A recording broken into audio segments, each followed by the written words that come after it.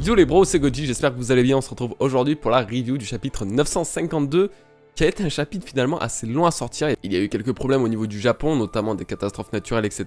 Donc ça justifie tout ce retard qu'il y a pu avoir. En tout cas, on n'a pas à se plaindre, on a quand même ce chapitre. Par contre, cette vidéo va comporter un placement de produit comme je vous l'ai annoncé dernièrement. Ça sera le deuxième et le dernier avant quelques temps, je pense. Donc je vous remercie sincèrement pour votre soutien et votre compréhension. Et donc on se retrouve juste après.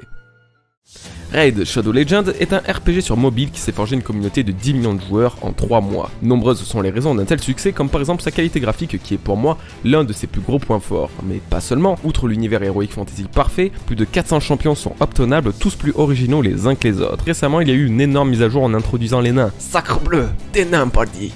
Oui, bon, l'accent nain reste encore un peu à voir. Du coup, le brise-pierre, même s'il n'est pas le meilleur de cette catégorie, a le design le plus proche du style Santoryu de Zoro et m'a donné l'envie de voir apparaître une faction samouraï. Les modes de jeu sont nombreux et tout le monde trouve son compte suivant ses préférences. T'es plutôt un joueur PvE, destiné à venir à bout d'innombrables donjons, et la campagne te conviendra. Si tu préfères te mesurer à d'autres joueurs et ainsi monter dans le classement mondial, le PvP sera alors ton mode de prédilection. Une autre raison de se laisser tenter par Raid Shadow Legends est sa note sur le Google Play Store de 4,6 sur plus de 260 000 avis. Il y a des mises à jour régulières et même un système de parrainage permettant de retrouver vos amis en jeu tout en gagnant de nombreuses récompenses. Pour tous ceux que ça intéresse, vous pouvez télécharger dès à présent sur Android ou iOS le jeu dans les liens en description. Téléchargez le jeu dès maintenant grâce au lien dans la description pour obtenir 50 000 d'argent et un champion épique gratuit dans le cadre du programme de nouveaux joueurs et ainsi commencer votre aventure en Teleria. Merci infiniment à Raid Shadow Legends pour avoir sponsorisé cette vidéo. Ok, très bien, on peut désormais commencer cette petite review. Alors, ça commence avec une retrouvaille de Zoro et Gyokimaru sur le pont du Malandrin. Alors, on sent que c'est toujours un peu la même histoire entre eux, toujours le fait que Zoro veut récupérer le Shusui que Gyokimaru lui a volé, donc. Et on sent que ce personnage, du coup, le moine guerrier, en a vraiment gros sur le cœur à tout ce qui est à propos du Shusui, etc. Parce qu'en fait, il explique que depuis que le Shusui a été volé de la tombe de Ryuma, depuis que Wano, en gros, a été pilé par Moria, donc, ça a déclenché une sorte de misère sur ce pays, et donc pour lui c'est juste la vengeance, la colère du dieu Ryuma, donc c'est comme ça qu'il avait été déjà introduit au chapitre 937 il me semble, il avait été introduit comme le dieu des lames, et donc d'après lui c'est pour ça que Wano est dans une telle galère en ce moment, en gros c'est parce que justement ce trésor sacré a été volé, et du coup ça m'a fait vraiment peine pour lui parce que on voit que c'est vraiment pas le mauvais type, forcément qu'il va se rallier à tout ce qui est cause alliée, cause des fourreaux rouges, etc.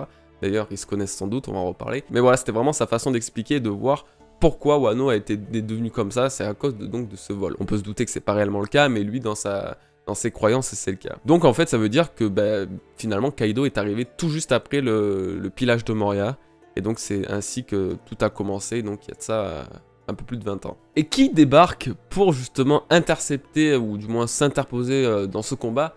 Notre fameux petit Kawamatsu qui arrive donc pour s'imposer entre les deux.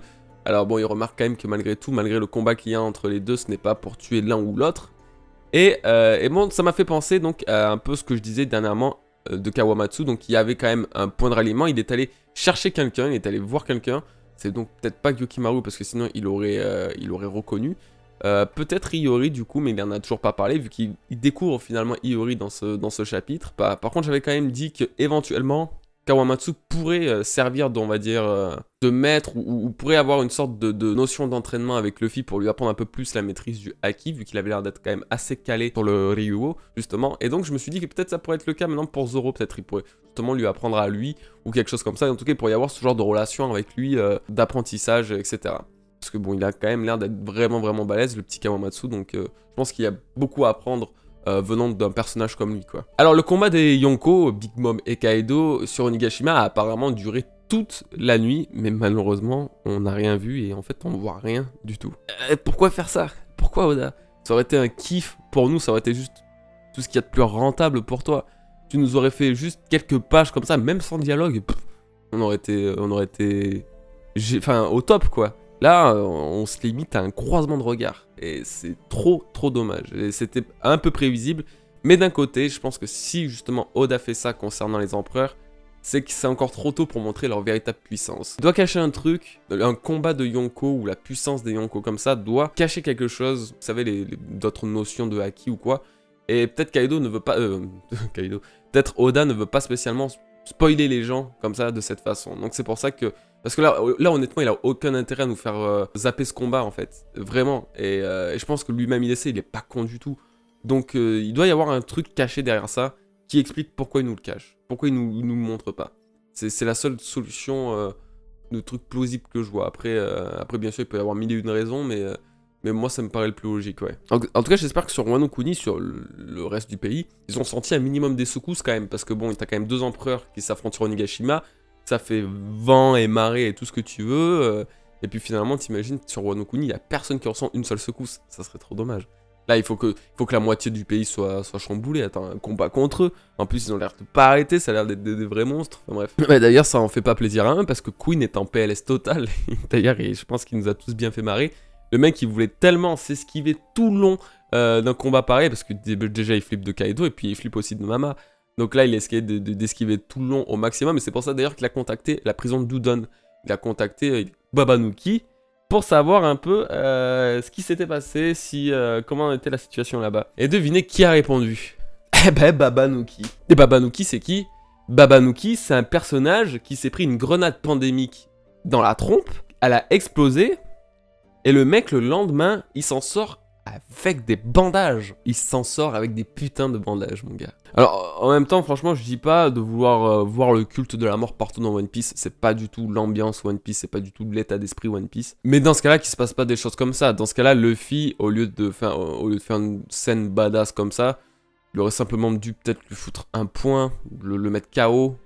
Quelque chose qui implique pas une mort certaine, pour que finalement il meure pas du tout après. Bon après, c'est pas vraiment la déception, parce qu'Oda il fait souvent ça pour un peu n'importe quel personnage. Beaucoup vont prendre l'exemple de Pell par exemple, mais Pell apparemment c'était encore différent, parce qu'on m'avait dit dans les commentaires quand j'en avais parlé, il y a de ça quelques mois, que Pell c'était durant les attentats du 11 septembre, alors du coup il voyait mal quelque chose comme ça, c'est-à-dire un personnage qui meurt dans un manga dû à une bombe, c'était un peu, on va dire, un peu too much. Donc non, en fait, il voulait pas faire ça, c'est pour ça que Pell est vivant, alors peut-être il aurait été mort dans un cas différent du 11 septembre, je ne sais pas, mais en tout cas, voilà. Là, il n'y a pas de 11 septembre, il n'y a rien du tout, il n'y a pas vraiment de lien peut-être avec les attentats, mais oui, faut pas qu'il fasse exploser des mecs comme ça pour que finalement ils s'en sortent avec des bandages. Et pareil, la maladie de Queen, du coup, elle a même été considérée par Chopper de facile à traiter, alors que le truc, c'était le chef-d'œuvre de Queen. C'était un virus considéré, ouais, vraiment comme le chef-d'œuvre de Queen. Queen qui est quand même pas n'importe qui, encore une fois, c'est pas le random, c'est un commandant de Yonko et de commandant de Kaido, quoi. C'est même pas une question que ça va pas avec mes théories ou quoi, enfin franchement j'en ai rien à carrer que ça me contredise ou pas. C'est juste que dans le scénario je me dis, bon attends, on nous vend une maladie aussi puissante, aussi dangereuse et tout, finalement elle est soignée le lendemain par Chopper avec ses ébourouettes là et son petit chauffe-plat. Ouais, ils sont vraiment forts les Megiwara quand même. Donc bon après voilà, c'est ma partie coup de gueule, mais en vrai, voilà. J'ai quand même vachement apprécié le chapitre. Croyez pas, je me justifie beaucoup maintenant. Mais j'ai vraiment apprécié le chapitre, c'est juste que, pour le coup, ouais, voilà, je trouve que c'est des scénarios qui ont été un peu capillotractés. Voilà. Alors, du coup, Otama a quand même utilisé son Kibidengo sur Babanuki, donc ça confirme bien que elle peut donc avoir un effet sur les smiles, comme on l'a vu avec Speed et je sais plus qui. Sauf qu'il y a quelque chose d'encore plus intéressant qui a été noté, c'est je sais pas qui disait, mais donc ton pouvoir peut influencer le comportement des personnages, des gens qui ont un pouvoir d'animaux. Sauf qu'un pouvoir d'animaux, c'est pas du tout les smiles. Un pouvoir d'animaux, c'est vraiment les Zoan en général. Donc, je me dis, attends, si tu vas pas me dire qu'Otama, elle peut aussi contrôler les smiles, les Zoan, les vrais Zoan. Parce que dans ce cas-là, dans 30 chapitres, elle est en train de chevaucher Kaido dans les cieux. Et j'ai vraiment peur que ça arrive. Vous imaginez juste 2 secondes, si Otama, elle parvient à contrôler Kaido. Non, please. Non. Alors, si on vit vraiment ce moment grâce à ça, je porte plainte.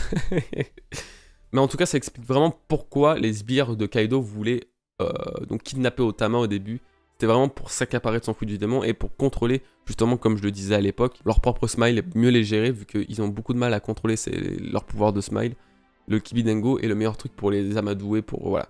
Je pense que ça doit être quelque chose comme ça. Et donc, Otama, je pense qu'elle a encore beaucoup de problèmes à prévoir. Il y a vraiment un risque qu'elle se fasse encore une fois kidnapper ou quelque chose comme ça. Alors du coup, on est dans la prison d'Udon. Et c'est cool parce qu'on a enfin l'apparence, les 4 chefs Yakuza dévoilés. Alors, il y en a 4, mais j'en soupçonne encore un parce que, vous savez, les 4 chefs Yakuza avaient été teasés par Yogoro, justement. On avait vu un peu leur silhouette, et il me semble qu'on voit une ombre, je vous mets quand même l'image, on voit normalement une ombre parmi les autres chefs, parmi les 4, donc il y en aurait peut-être éventuellement un 5e. Ça serait donc celui de Kuri ou de Kibi, je me rappelle plus qui il y a déjà. Il doit peut-être y en avoir un 5e, c'est pas sûr, un autre chef Yakuza, qui pourrait donc avoir une place assez importante pour la suite et qui n'est pas dans la prison surtout. En tout cas pour le coup ça a été vraiment une bonne surprise parce que je suis déjà très content qu'il y ait une femme, elle a l'air d'être badass et tout. C'est vraiment ce que je cherchais un peu dans l'arc de Wano quand même, qu'il y ait bah voilà un peu un personnage féminin qui ne soit pas obligatoirement pimpé de partout mais qui ait quand même une bonne mentalité, qui soit assez strong. C'est pour ça que j'ai été assez déçu que finalement que Kiku soit un homme. Mais oui, la scène où par exemple il voit Luffy entre guillemets manquer de respect parce que c'est pas vraiment le cas, mais appeler Yogoro Papi, et que finalement il se retrouve en 2-3 mouvements à l'avoir récupéré, à l'avoir immobilisé, et puis prêt à lui sectionner les membres. C'était vraiment la mentalité typique des Yakuza et c'était vraiment cool, ils étaient fidèles à eux-mêmes quoi. Et puis tu vois, leur dévouement pour Yogoro, c'était vraiment... Ouais, c'était stylé pour le coup, ça m'a bien fait rire et je me suis dit putain, waouh, pour une fois, c'est pas un groupe de personnages teubés à la Oniwaban ou quoi. Non, vraiment, vraiment très cool. Ça faisait très bien mafieux là pour le coup. Donc voilà, ils étaient bien gardés par lui, donc voilà, de ce côté-là c'est confirmé. Donc ils apprennent un peu tous, grâce à Reizo qui est à la prison, ils apprennent un peu tout ce qui s'est passé à la prison, le nombre de personnes qu'ils ont réussi à libérer, etc. Et donc Kinemon décide, pour justement armer tous ces prisonniers, armer tout ce beau monde, de récupérer des katanas. Et là il se dirige vers le village d'Amigasa. Le village d'Amigasa c'est pas n'importe lequel, puisque c'est l'endroit où se trouvait déjà Otama, et surtout où habite le Tengu. Et le Tengu, c'est encore pas n'importe qui, parce que comme vous le savez, il s'appelle Itetsu, Kotetsu, ça dépend un peu de sa prononciation, sa traduction. Bref, c'est un membre de la famille, normalement, des Kitetsu, des sabres maudits. C'est un forgeron, et donc, Kinemon va sans doute aller le voir pour qu'il leur fournisse en armes, en sabres. Donc, est-ce qu'on va encore avoir l'apparence de plusieurs grands sabres, grands Meito, pardon, dévoilés? Il y a de grandes chances. Est-ce qu'on va avoir beaucoup plus d'informations sur tout ce qui est les Kitetsu? Il y a aussi de grandes chances. Et donc voilà, je suis très impatient de savoir un peu plus sur les lames. Vous savez que c'est un sujet qui me passionne vraiment. Donc j'espère vraiment qu'on va avoir de bonnes infos là-dessus. On retourne au pont du Malandra une dernière fois, c'est là que tout va se clôturer. Alors donc on a la retrouvaille pas émouvante, étonnamment, entre Iori et Kawamatsu. Alors Iori pleurait certes et tout, elle expliquait qu'en fait elle était partie parce qu'elle voyait... elle s'était enfuie parce qu'elle voyait Kawamatsu dépérir à cause d'elle, en gros, qu'il ne mangeait plus, etc. Mais en termes de réaction, Kawamatsu il était vraiment assez neutre au final. J'aurais pas cru. Elle n'a pas été autant contente de la revoir que les autres. Ça m'a paru un petit peu bizarre pour le coup. Je sais pas pourquoi cette différence de joie. Et ce qui m'a encore le plus intrigué, c'est à la fin justement quand Gyokimaru, donc il se fait attaquer, etc. par les sbires de Kaido, et qui partent en pleurant en disant je suis si content de savoir en vie, de vous savoir en vie, Kawamatsu-sama ou quelque chose comme ça, ou Lord Kawamatsu. Je me suis dit mais attends, il y a vraiment l'impression que c'est... Ils s'en veulent pour quelque chose. Franchement, je suis persuadé de cette idée, j'ai toujours ce scénario en tête comme quoi Kawamatsu, pour qu'il se soit retrouvé en prison, c'est pas qu'il se soit fait choper tant que ça ou quoi. Je pense que Kawamatsu, déjà, il taille n'importe quel Shinushi ou n'importe quel personnage de l'armée de Kaido, autre que, on va dire, peut-être les commandants style Jack Queen King, ou Kaido lui-même. Mais je pense qu'il a été vendu, il a été trahi, ce mec. Obligé, enfin, je sais pas, je le sens trop comme ça. C'est sûrement faux. Mais je le sens vraiment comme ça. Et je me demande si c'est pas éventuellement Gyokimaru avec Iori ou d'une façon ou d'une autre, quelque chose comme ça. Bon, je sais pas. C'est vrai que je suis assez borné dans ce scénario. Peut-être c'est quelque chose de totalement différent. Peut-être que c'est le cas. On verra. Mais vraiment, il me semble qu'il a été... S'il s'en retrouve en prison, c'est pas pour rien. On va avoir cette... En plus, ça nous a pas été dévoilé encore maintenant. On sait toujours pas pourquoi. Les Faux Rouges n'ont pas demandé pourquoi il est en prison. Donc, j'imagine vraiment que ça a été... ça va être une révélation qui va faire un peu chier, je pense. Ça va être là en mode, putain, c'est lui qui a foutu Kawamatsu en prison, t'es sérieux? On va être deg, je pense. Donc ouais, on verra. Mais en tout cas, c'était un bon chapitre, finalement, c'était un bon petit chapitre. Bon, voilà, j'ai tiqué sur 2-3 trucs, mais globalement, il n'y a pas vraiment à dire. Donc voilà, les bons, on arrive doucement sur cette fin de review. Désolé pour le temps qu'elle a mis à sortir. Désolé aussi, du coup, pour le placement de produit, c'était pas prévu que je le mette dans une review. J'aime pas trop ça parce que ça coupe, on dirait, un petit peu la spontanéité du truc. En tout cas, ça me fait vraiment plaisir que vous soyez autant cool de ce côté-là. J'ai vraiment énormément de chance et je vous en remercie encore 1000 fois. Je veux pas non plus vous noyer de placement de produit, c'est pas du tout le but. Donc c'est pour ça que voilà, je préfère vous avertir à chaque fois que j'en fais un. Et donc voilà. Je vous remercie encore 1000 fois les bros. On se dit donc à très bientôt pour une nouvelle vidéo. ou peut-être que je vais prendre une petite pause d'une semaine quand même pour prendre un peu d'avance sur mes autres vidéos, et on se retrouve justement pour la review de la semaine d'après. Donc, passez un bon week-end, portez-vous bien, soyez prudents, peace les bros.